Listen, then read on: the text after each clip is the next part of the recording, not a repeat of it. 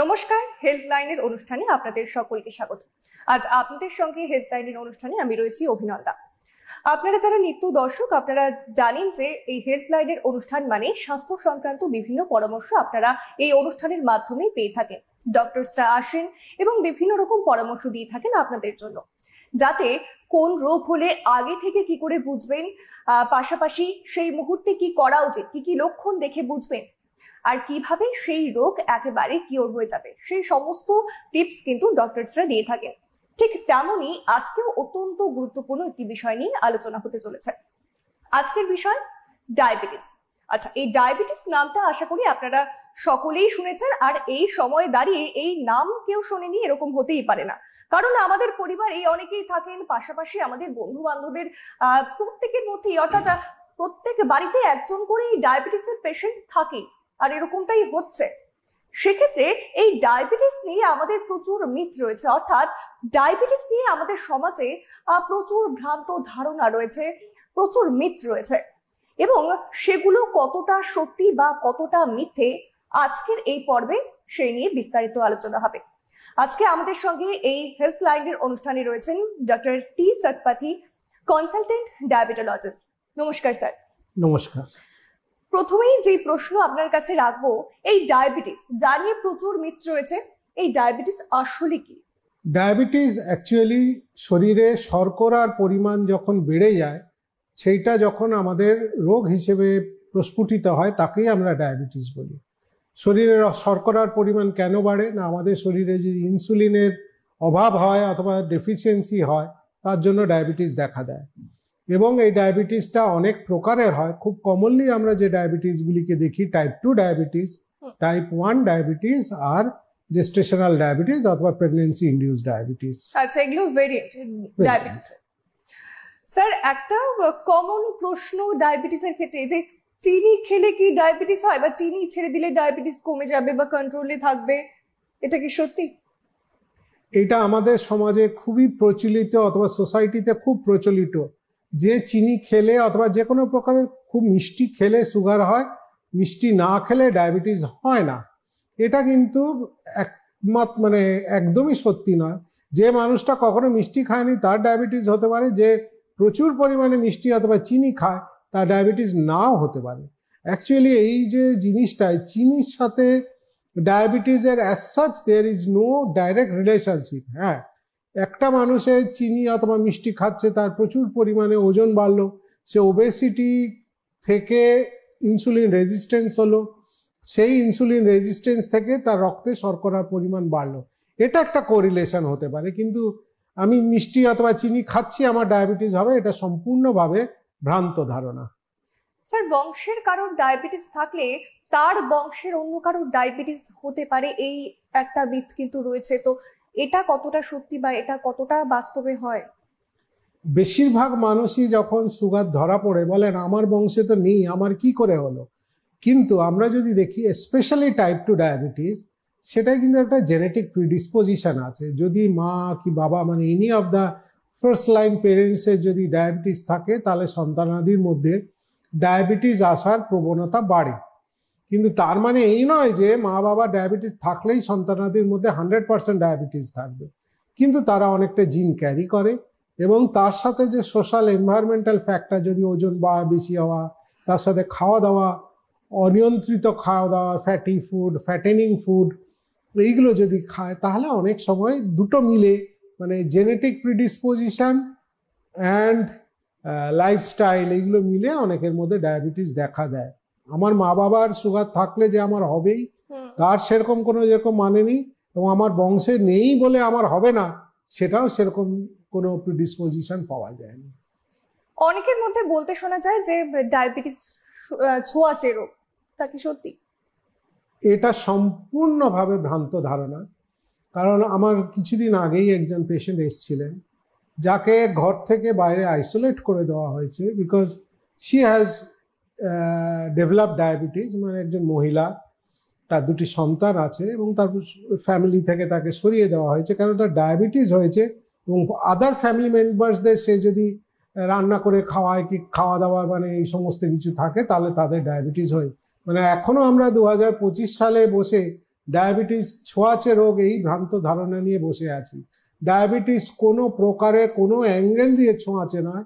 একজন মানুষের ডায়াবেটিস হলে তার আশেপাশে যতজন মানুষ বাস করেন তার খাওয়ার মানে তার ছোঁয়া পান, কি তার এঁঠো খেলেও কখনো কিছু হয় না। ডায়াবেটিস ইজ ডিফারেন্ট পুরো, এটা একটা ইনফেকশাস ডিজিজ নয়। অনেকে বলে যে আমার ডায়াবেটিস আছে, সুগার নয়, এই দুটোর মধ্যে কি তফাৎ? এটা একটা খুব ভালো প্রশ্ন। মানে বহু মানুষ এসে বলেন যে আমার রক্তে একটু সুগার বেড়েছে, কিন্তু আমার এখনো ডায়াবেটিস আসেনি। বিকজ ডায়াবেটিস উনারা জানে না, উনারা ভাবেন diabetes is actually a disease আর সুগারটা কোনো ডিজিজ না। অ্যাকচুয়ালি আমাদের রক্তে যখন সুগার অথবা ব্লাড গ্লুকোজের পরিমাণটা বাড়ে এবং সেইটা যখন পার্মানেন্টলি বাড়ে তখনই আমাদের ডায়াবেটিস হয়। সো অ্যাকচুয়ালি উনারা বলাতে চেয়েছেন যে আমার সুগার বেড়েছে, কিন্তু এই যে correlation between the elevated blood glucose level আর ডায়াবেটিস, এই কোরিলেশনটা ওনারা জানেন না। তাহলে ডায়াবেটিস রুগী মাত্রেই তার রক্তে শর্করা বাড়বে মানে সুগার বাড়বে। অনেক সময় ট্রানজিয়েন্টলি অনেক কিছু কারণে হতে পারে, হয়তো কোনো প্যানক্রিয়াসে কিছু ট্রানজিয়েন্ট এফেক্ট হয়েছে, তার জন্য কিছু দিনের জন্য বাড়তে পারে, কোনো রেজিস্ট্যান্স হয়েছে, অথবা অনেক সময় দেখা যায় যে কোনো ইনফেকশনের জন্য ট্রানজিয়েন্টলি বাড়ে। মানুষটা প্রি ডায়াবেটিক ছিল, একটু বেড়েছে, তারপর আবার কমে যায়। এই কিছু ক্যাটাগরি বাদ দিয়ে ইউজুয়ালি ডায়াবেটিসের সাথে সুগার বাড়ে মানে ব্লাড গ্লুকোজ বাড়ে, দুটো আলাদা কোনো এন্টিটি নয়। অনেকে ভাবে যে রোগাদের ডায়াবেটিস হয় না, সেক্ষেত্রে কি বলবেন? এটাও একটি খুব ভালো প্রশ্ন। বহু পেশেন্ট এসে বলেন ডাক্তার আমার তো ডায়াবেটিস হয়ে গেল, আমি তো খুব রোগা, আমার কেন হলো? আর কিছু মানুষ বলে আমার হবে না, আমার ভাই বোন সবার ডায়াবেটিস আছে, আমি খুব রোগা, আমি ওজন বাড়তে দিইনি তাই আমার ডায়াবেটিস হবে না। এটাও ধারণা ভুল। কারণ ইয়েস, ওবেসিটি অথবা ওয়েটের সাথে ডায়াবেটিসের একটা সম্পর্ক আছে। তার মানে এই নয় যে আমার ওজন বেশি নয়, আমার নর্মাল ওয়েট, আমার ডায়াবেটিস হবে না। বহু এন্টিটি আছে, বিশেষ করে আমাদের এই সাউথ এশিয়ানসরা, আমরা বলি ইন্ডিয়ান একটা ফেনোটাইপ, মানে যেটা হচ্ছে আমাদের ভিসারাল ফ্যাট। আমরা হয়তো দেখতে মোটা নই, কিন্তু আমাদের পেটের মধ্যে এক ধরনের ভিসারাল ফ্যাট অথবা চর্বি থাকে, সেইটার পরিমাণ বেশি থাকে। তার ফলে আমাদের অনেক সময় রোগা হওয়া সত্ত্বেও ডায়াবেটিস হয়। সেইটা একটা কথা আছে যে আমরা হচ্ছি metabolically obeys but ফেনোটিপিক্যালি thin. Metabolically obeys মানে হচ্ছে আমার সেই ফ্যাটের পরিমাণ বেশি বলে আমার ইনসুলিন রেজিস্ট্যান্স, কিন্তু ফেনোটিপিক্যালি আমাকে দেখতে রোগা। এটা কিন্তু সাউথ এশিয়ানদের মধ্যে খুব প্রচলিত। কিন্তু ওয়েস্টার্ন যারা খুব মোটা মোটা পেশেন্ট, আমেরিকায় গেলে 100 কেজি 140 কেজি ওজন, তাদের কিন্তু ডায়াবেটিস। আমাদের এখানে 40 কেজি ওজন 50 কেজি ওজন, তারা ডায়াবেটিস আছে। So it is also another myth, যেটা বলা হচ্ছে যে ভ্রান্ত ধারণা, ওজন না বাড়লে অথবা রোগা থাকলে আমার সুগার হবে না। এক্স্যাক্টলি। আরো একটি প্রশ্ন রয়েছে ডক্টর, যেখানে অনেকের মধ্যে এই প্রশ্নটা আমার মনে হয় রয়েছে যে ডায়াবেটিস কি একেবারে কখনো সেরে যাওয়া সম্ভব? ডায়াবেটিস যদি অ্যাকচুয়াল ডায়াবেটিস হয়, মানে আমার transient elevation of blood glucose না হয়, তাহলে কিন্তু এটি সারে না। আমার ডায়াবেটিস হলে এটা ক্রনিক ডিজিজ, এটা সারা জীবনই ডায়াবেটিসটা থাকবে।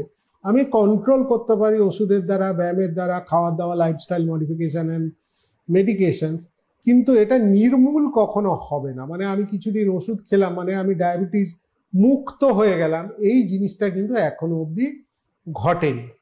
হ্যাঁ, ডায়াবেটিস কন্ট্রোল করতে হবে। এর ফলে বহু মানুষ কি করেন, ও আমার ডায়াবেটিস হয়েছে, আমার সারা জীবন ধরে রোগ, so let's find some miracle cure. কোনো জায়গায় যাচ্ছেন, কোনো ঠাকুরের কাছে যাচ্ছেন, অথবা কিছু ওষুধ অথবা আধ্যাত্মিক পদ্ধতি, কোনো মানে ওই বাবা এই সমস্ত কিছু করে কিছু টোটকা নিয়ে আমি ভালো হয়ে যাব, এটা কিন্তু হয় না, ইউজুয়ালি হয় না।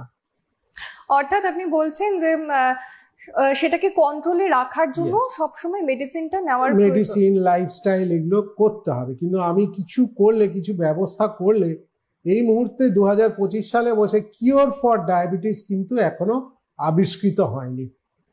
অনেকে বলে যে একবার মেডিসিন নেওয়া শুরু করলে সেই অভ্যেস হয়ে যাবে, আর সেই অভ্যেসের জন্য ওটা রয়েছে থাক, আর সেটাকে এতটাও সিরিয়াস ভাবে নিচ্ছে না।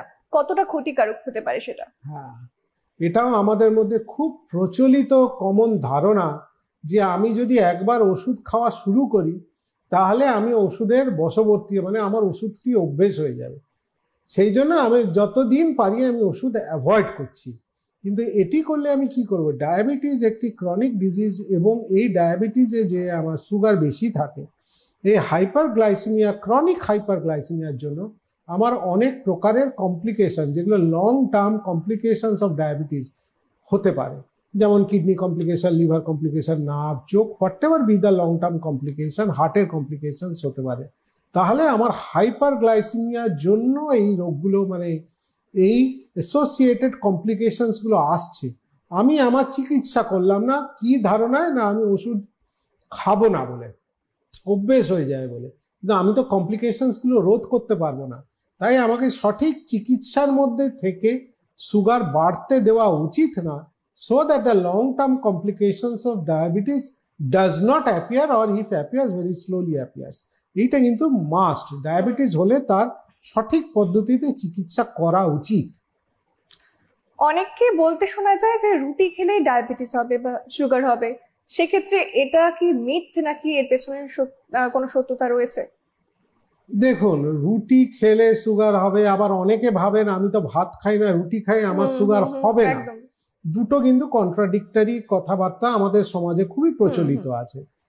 হ্যাঁ, আমাদের বাইরের দেশে, বিশেষ করে ওয়েস্টার্ন কান্ট্রিজে গ্লুটেন সেন্সিটিভিটি বলে একটা রোগ আছে, যেখানে আটা কি ময়দা, এর মধ্যে গ্লুটেন বলে একটা প্রোটিন থাকে, তাতে অনেক কিছু ডিজিজ অ্যাসোসিয়েটেড হয়।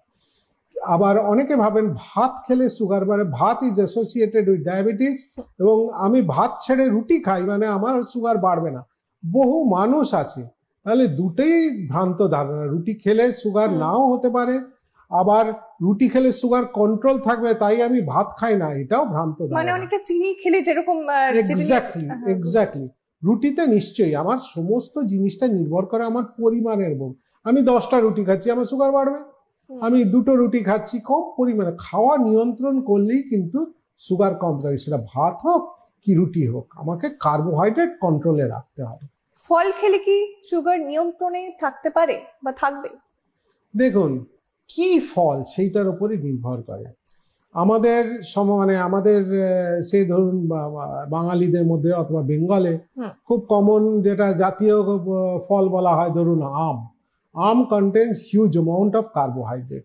তাহলে আমি যদি প্রচুর পরিমাণে আম খাই, তাহলে আমার সুগার বাড়তে পারে, মানে ডায়াবেটিস হবে তা নয়, কিন্তু আমার যদি এক্সিস্টিং ডায়াবেটিস থাকে তাহলে আমার সুগার বাড়বে।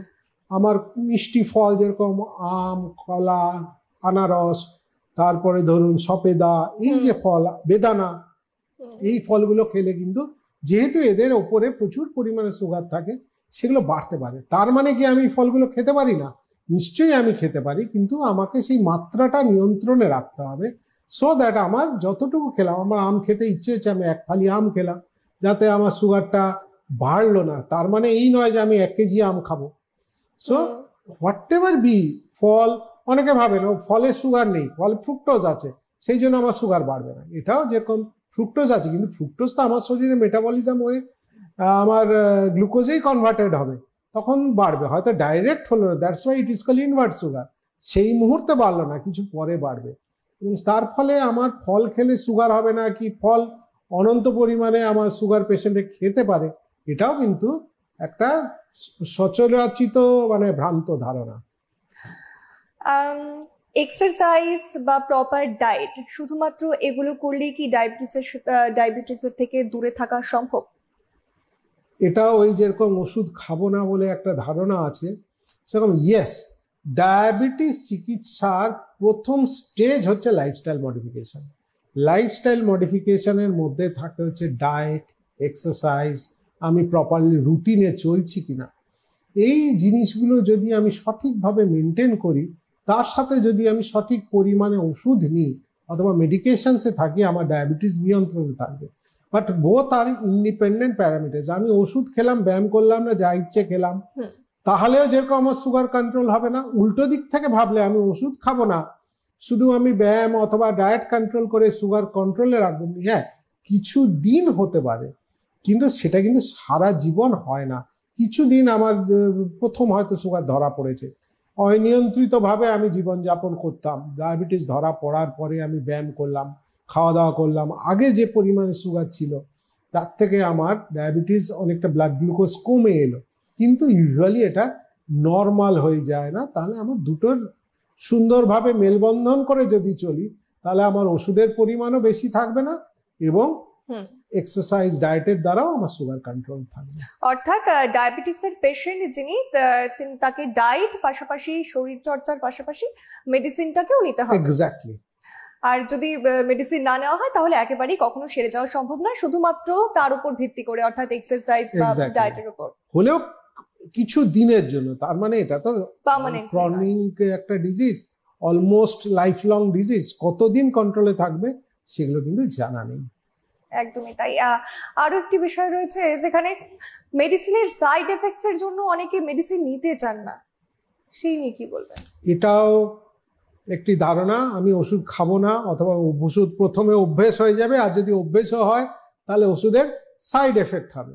ইয়েস, ডায়াবেটিস কি যে কোনো ক্রনিক ডিজিজের যে ওষুধগুলো আমাদের ইউজুয়ালি হয় সেগুলো খুবই সেফ ওষুধ, তার জন্য লং টার্ম সাইড এফেক্টস বলে কিছু হয় না। সবাই ভাবেন সাইড এফেক্টস মানে হচ্ছে কেমোথেরাপি সাইড এফেক্ট অথবা অ্যান্টিবায়োটিক, দীর্ঘকাল অ্যান্টিবায়োটিক খেলে কিছু সাইড এফেক্টস হয়, কিন্তু যেগুলো আমাদের প্রেশারের ওষুধ, সুগারের ওষুধ, এগুলো তো মানুষ দীর্ঘকাল ব্যবহার করে। যখন মার্কেটে কোনো মেডিকেশনস আসে তাহলে তার থেরাপিউটিক যে ভ্যালুগুলো, থেরাপিউটিক ইন্ডেক্স, এটা খুব মানে একটা জোনের মধ্যে থাকে। তাই আমি বেশি পরিমাণ ওষুধ খেলেও তার কোনো সাইড এফেক্ট ইউজুয়ালি আমাদের দেখা যায় না।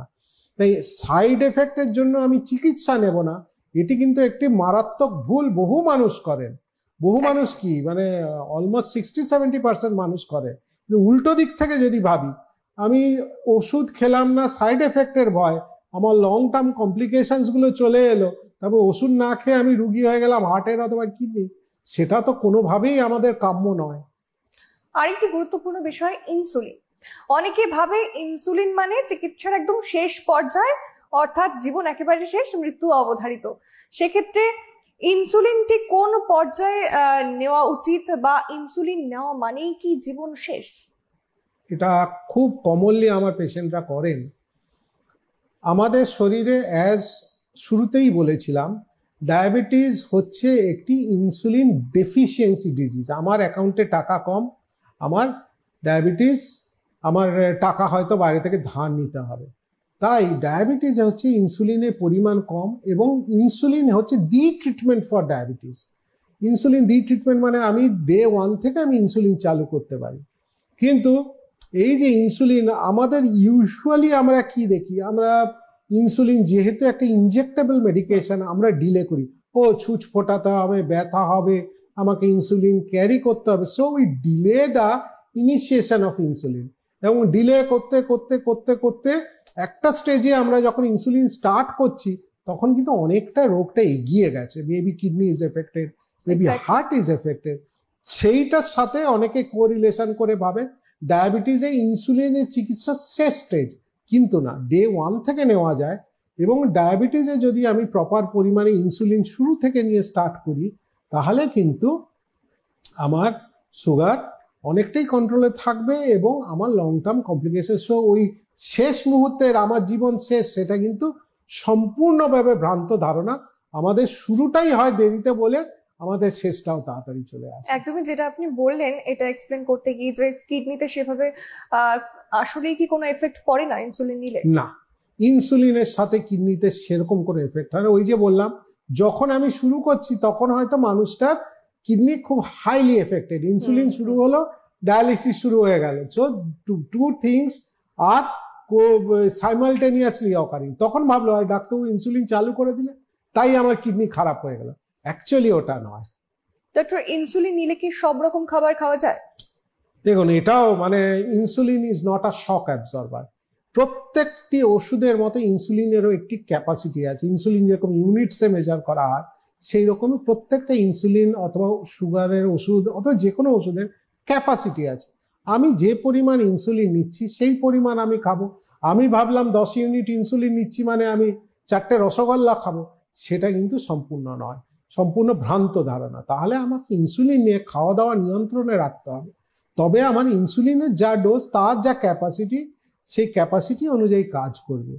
কিন্তু মানুষের উল্টোটা ভাবে, আমি ইনসুলিন নিচ্ছি মানে whatever the dose I am taking, I can take anything or everything. Sir, fasting 200 মানে মাইল্ড ডায়াবেটিস আর বর্ডার লাইন ডায়াবেটিস, এই বিষয়টি অ্যাকচুয়ালি কি? এটাও কিন্তু খুব পেশেন্টরা এসে বলেন, ডাক্তার আমার সুগার কখনো 200 ক্রস করেনি, তাই আমি জানতে বর্ডার লাইন হয়ে আছে, আমার মাইল্ড ডায়াবেটিস, আমার অ্যাডভান্স ডায়াবেটিস হয়নি। এটা কিন্তু সম্পূর্ণ ভ্রান্ত ধারণা। ডায়াবেটিস মানে fasting above 126, PP above 200 on multiple occasions, আর HbA1c যদি আমি টেস্ট করি 6.5 অ্যান্ড অ্যাভাব, তাহলে এই প্যারামিটার্সগুলো যদি থাকে তাহলে আমার ডায়াবেটিস হয়েছে। So mild, moderate, severe diabetes বলে কিন্তু কিছু হয় না। কিন্তু এটাও আমাদের সেই প্রচলিত ধারণা, 200 মানে খুব কমন, হ্যাঁ 200 ক্রস করি, আমার 400 মানে খুব বেশি ডায়াবেটিস, মানে হেভি ডায়াবেটিস অনেকে বলেন।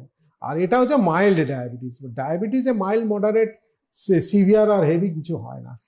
আরেকটি অত্যন্ত গুরুত্বপূর্ণ বিষয়, কারণ বাড়ির বড়দের দেখা যায় যারা ডায়াবেটিসের পেশেন্ট, তারা কখনো কখনো লুকিয়ে মিষ্টি খেয়ে নেয়, কারণ সকলের সামনে খেতে পারে না। তারা কি বাস্তবে কখনো মিষ্টি খেতে পারবেন? আমার মনে হয় এই প্রশ্ন দর্শকদেরও অনেকের মধ্যে রয়েছে যারা ডায়াবেটিসের পেশেন্ট। মূলত ডায়াবেটিসের রুগী মিষ্টি খাবে না, এটা কিন্তু ভ্রান্ত ধারণা। আমি আমার ডায়াবেটিস নিয়ন্ত্রণে রেখেছি, নিয়ন্ত্রণে রেখে আমি মিষ্টি খেতেই পারি। হ্যাঁ, একসাথে আমি এমন লোড দেবো না, একসাথে 4টে মিষ্টি খাবো না। আমি সুগারের যদি আমার শর্করার পরিমাণ, এগুলো কার্বোহাইড্রেট কাউন্টিং বলে, মানে আমি একটা মিষ্টিতে কত ক্যালোরি অথবা কত সুগার আছে, আমি সেরকম ভাবে খাবার নিয়ন্ত্রণ, আমি হয়তো 2 চামচ ভাত কম নিয়ে একটা মিষ্টি খেলাম, অথবা আমি কোথাও গেছি কোনো অনুষ্ঠান বাড়িতে, সেখানে আমি মিষ্টি খেলাম, কিন্তু আমি ভাতের পরিমাণটা অথবা কিছু যদি থাকে সেটা কম রাখলাম। সো আমি যদি অ্যাডজাস্ট করি, আমি কিন্তু সবই খেতে পারি, মিষ্টি ফলও খেতে পারি, মিষ্টিও খেতে পারি। কিন্তু লোকে ভাবে আমি আমার ফুল ডায়েট নেব, তার সাথে 2টো মিষ্টি খাবো, এটা কিন্তু সম্পূর্ণভাবে করা উচিত না, তাতে কিন্তু সুগারের লেভেল বাড়বে। অনেকের মধ্যে দেখা যায় যে আপনার পাশের বাড়ির কেউ রয়েছে, তারও ডায়াবেটিস, সে যে ওষুধ খায় আমিও সেই ওষুধই খাই। তবে আপনি যেরকম শুরুতেই বললেন যে ডায়াবেটিস অনেক ধরনের হতে পারে, সেক্ষেত্রে কতটা ক্ষতি করতে পারে সেই পেশেন্টকে যদি সেম ধরনের না হয় তাদের দুজনের মধ্যে? এটাও খুব কমন প্রচলিত। আমার বাড়িতে হয়তো পাশের বাড়ির কেউ অথবা আমার বন্ধু বান্ধব ডায়াবেটিসের রুগী, সে ওষুধ খাচ্ছে, আমার হঠাৎ করে দেখা গেল সুগার, তুই কি ওষুধ খাচ্ছিস? না এটা খাচ্ছি, তাহলে আমিও শুরু করে দিলাম, এটা খুব ভালো ওষুধ, এইভাবেই ইউজুয়ালি শুরু হয়। কিন্তু প্রত্যেক মানুষের যে সুগার অথবা ডায়াবেটিস হয়েছে, ডায়াবেটিসের অনেক প্রকার থাকে। কোনো ডায়াবেটিসে মেডিকেশনস লাগে, কোনো ডায়াবেটিসে ইনসুলিন লাগে, কোনো ডায়াবেটিসে বোথ লাগে, অথবা কোনো ডায়াবেটিস জাস্ট সামান্য ওষুধ অথবা লাইফস্টাইল মডিফিকেশনেই কন্ট্রোল থাকে। So according to the diabetes তার মেডিকেশনস অর ট্রিটমেন্ট হয়।